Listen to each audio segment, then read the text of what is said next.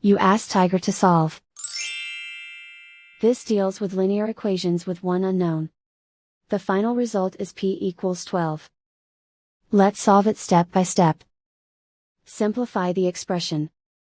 Expand the parentheses. Simplify the arithmetic.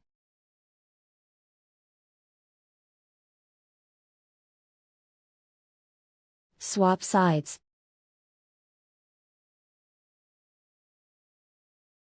Group all constants on the right side of the equation. Subtract 9 from both sides. Simplify the arithmetic.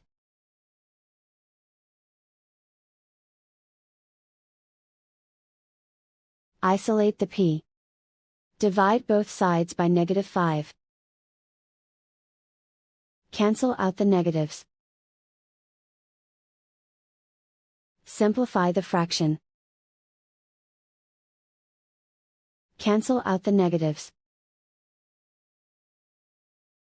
Find the greatest common factor of the numerator and denominator. Factor out and cancel the greatest common factor.